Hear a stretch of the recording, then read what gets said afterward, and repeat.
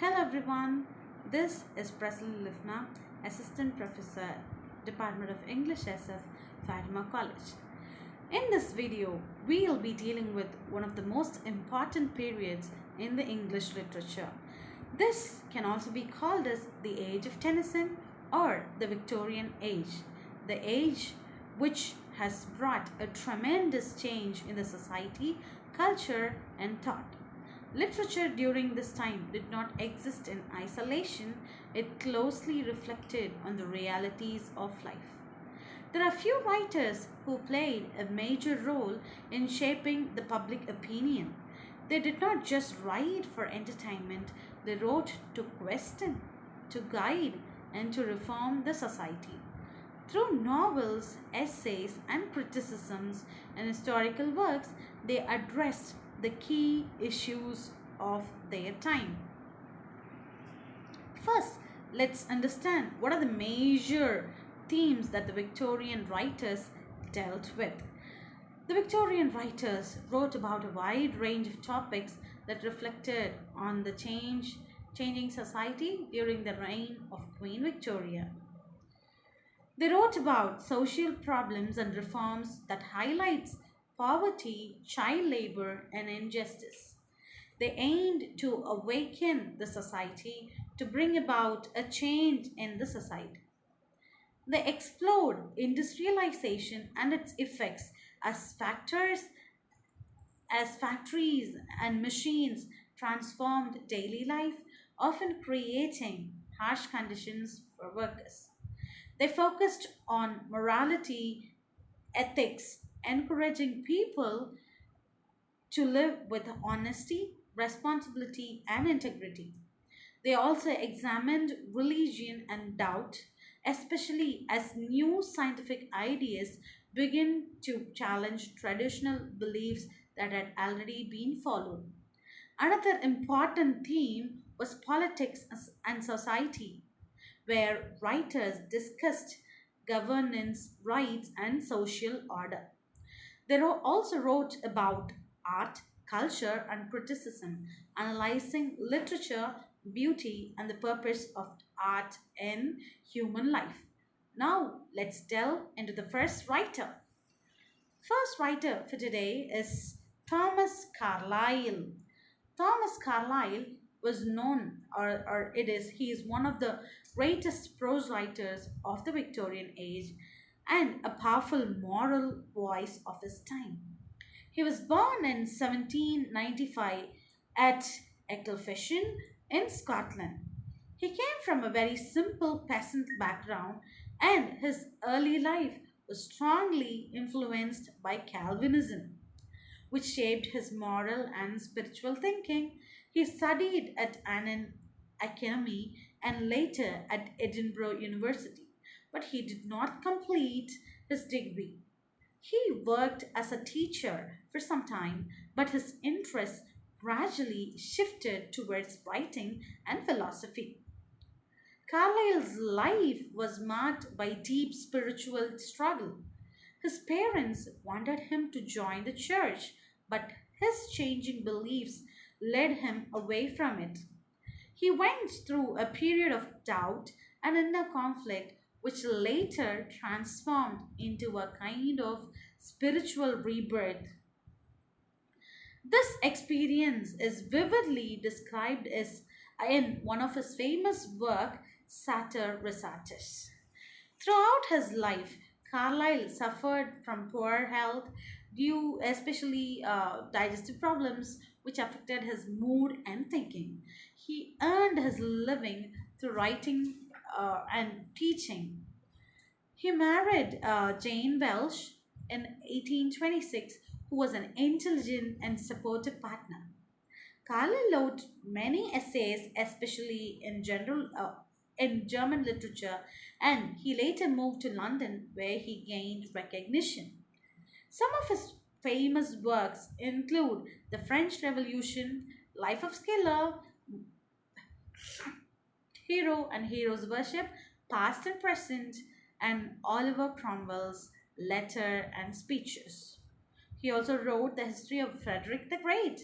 The death of his wife in 1866 deeply affected him, and he became increasingly pessimistic in his later years. He died in the year 1881. Carlyle's writing style is unique. It is forceful and rich with vocabulary, and it is filled with lot of energy. His writing often includes sarcasm, irony, and powerful imagery. He believed strongly in sincerity and truth. He hated hypocrisy and false appearances. He saw history as a reflection of divine will and believed that great individuals, heroes, shaped their course of history. He opposed materialism and strongly criticized modern society for losing its moral direction. Though he could not completely change society, his influence was immense and his ideas left a lasting mark on Victorian thought. Next online is John Ruskin. John Ruskin is one of the greatest English writers, critics, and social thinkers. He was born in 1819 in London and he was the son of a wealthy merchant. He was well educated and he studied at Oxford University. Ruskin is best known as an art critic, but his writings go far beyond art. He wrote about architecture, society, education, and morality. He believed that art should express truth and beauty and should be closely connected to everyone's life. He admired medieval art and Gothic architecture, which he felt that represented honesty and craftsmanship. And at the same time, he strongly criticized industrialization for destroying beauty and human values. Ruskin was deeply concerned about the effects of modern society. He opposed greed, materialism, and the exploitation of workers. He believed that work should be meaningful and that society should be more just and humane.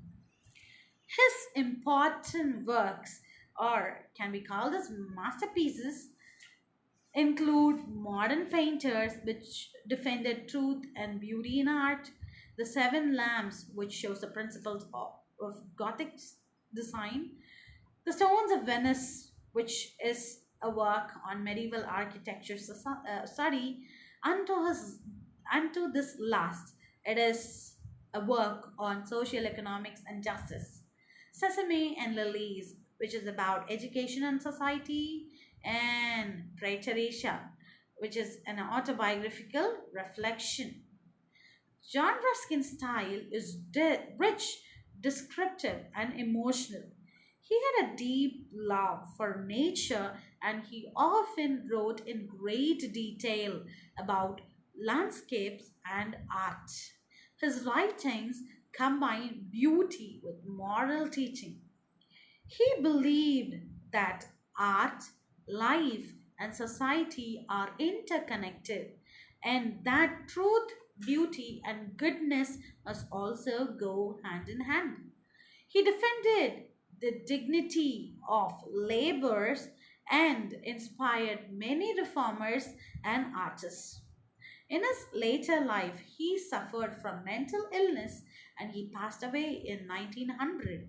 His influence in literature, art criticism, and social thought remains significant in English literature. Next in line comes Matthew Arnold. Matthew Arnold is a major Victorian poet, critic, and essayist. He was born in the year 1822 in England and was a son of a well known school headmaster. He received a stronger education at Rugby School and later studied at Oxford University. Arnold worked as a school inspector for many years, which gave him deep insight into education and society.